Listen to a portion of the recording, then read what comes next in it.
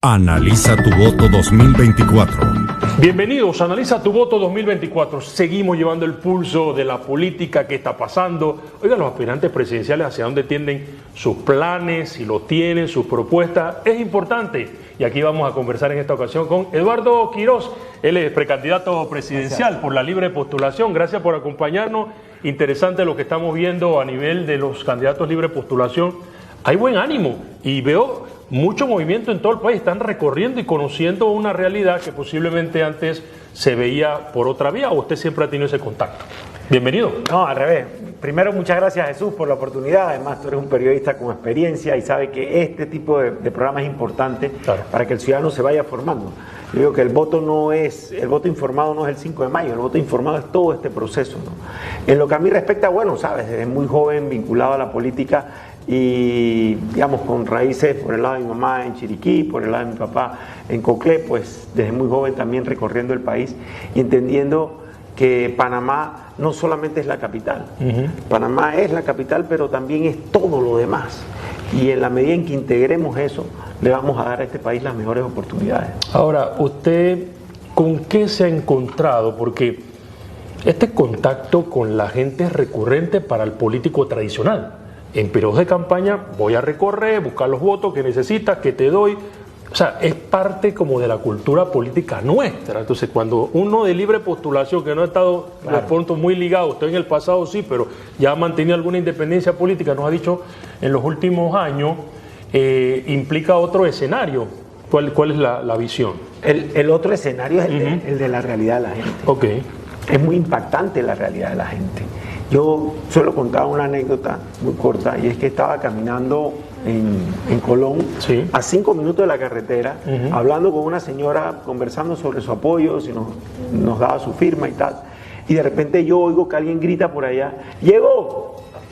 Y la señora me dejó con la palabra en la boca. Su prioridad cambió.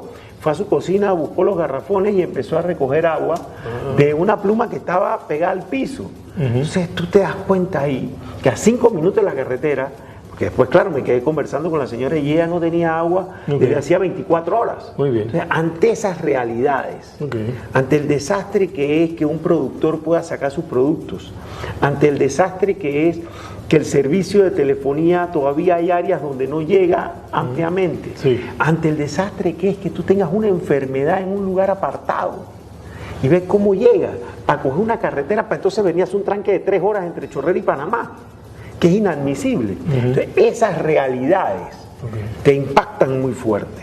En ese momento tú entiendes que la política solamente tiene un sentido, y es la de servir a la gente. Ahora, cuando la política tiene ese sentido que pudiese ser el ideal, que todavía no lo estamos viendo en la práctica, ¿qué sabor de boca le queda a usted como dirigente político lo que acaba de ocurrir en el Partido Cambio Democrático? Porque hay un ejercicio electoral que se avecina a las elecciones generales y nos da una antesala de lo que viene. Es un desastre, es todo lo que no debe ser. En un proceso electoral lo que se pretende es que haya una votación y que en escasas horas se sepa el resultado. Ya van 3, 4 días y todavía no se termina de saber. Y tienes el peor escenario, ambas partes clamándose triunfadores, o sea, peor todavía. Pero para mí hay un par de lecciones como observador desde afuera que yo quiero compartir. Una es la apatía de la gente, que un partido con una contienda en la que se gastó tantos recursos y en la que había tanta beligerancia haya 65-70% de abstención. Es un mensaje alto y claro. Por otro lado, que el proceso del día electoral haya sido tan mal organizado. O sea, que los mismos organizadores hayan dicho: no, es que está mal organizado, pero espérese, pero es que usted es el que lo organizaba. Que ese partido que organiza esas elecciones tenga el subsidio electoral suspendido porque no cumple con la ley.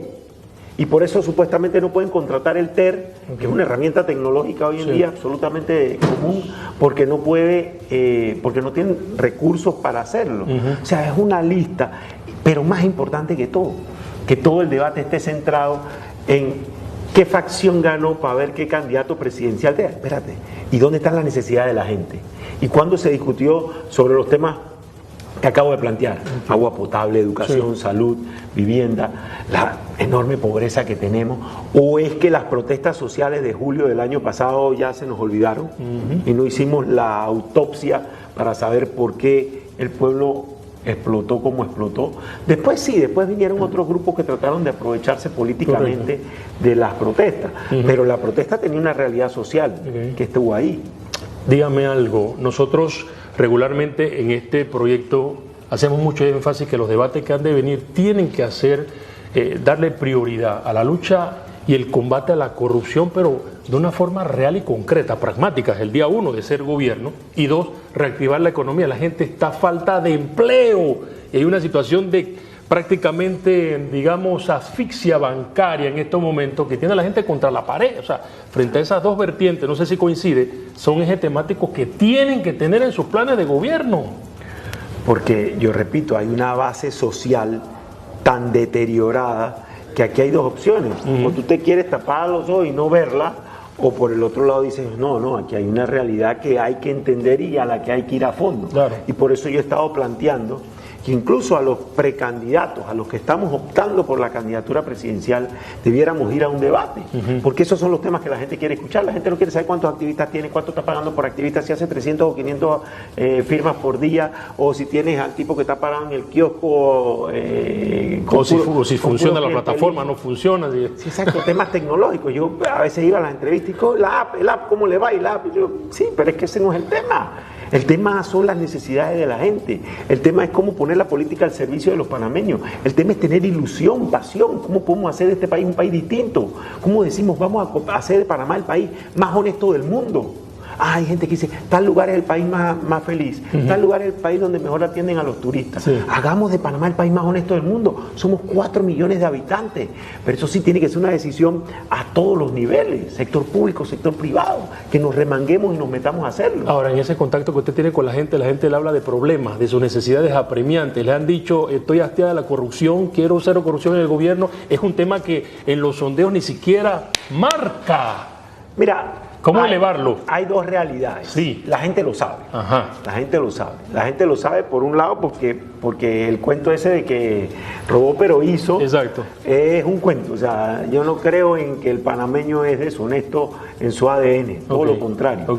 Lo que pasa es que sí entiende al final del día que hay unos que están robando y no están haciendo.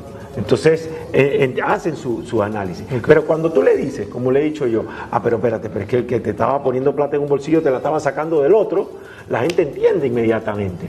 Y si hay una propuesta que ilusiona, si hay una propuesta que genera esperanza, por supuesto que se van a decantar por esa. Es lo mismo que yo digo con respecto al subsidio. El panameño no nació con la mano así. Muy bien. El panameño no está esperando que le den un subsidio que le regalen. El panameño es trabajador, se levanta temprano, se la juega duro. Entonces, lo que hay es que presentarle opciones. Pero si circunscribimos las opciones del 2024 a todas las opciones iguales que en el 2019 y repetimos el álbum con las mismas figuritas, lo que va a haber es un rechazo de la ciudadanía. Muy interesante, señor Eduardo Quiroz, y de seguro vamos a seguir palpando sus propuestas, porque en las próximas entrevistas vamos a adentrarnos a cada una de ellas y que la gente conozca realmente por qué usted tiene ese diseño de país y por qué necesitamos cambiar lo que tenemos. Yo creo que es importante ese contacto que está teniendo, porque es el reflejo de lo que la gente aspira.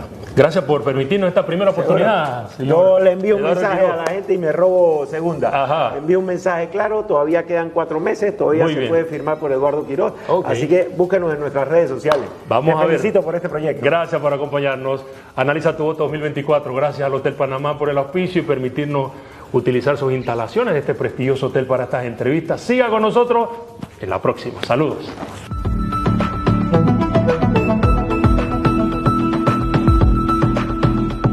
Analiza tu voto 2024.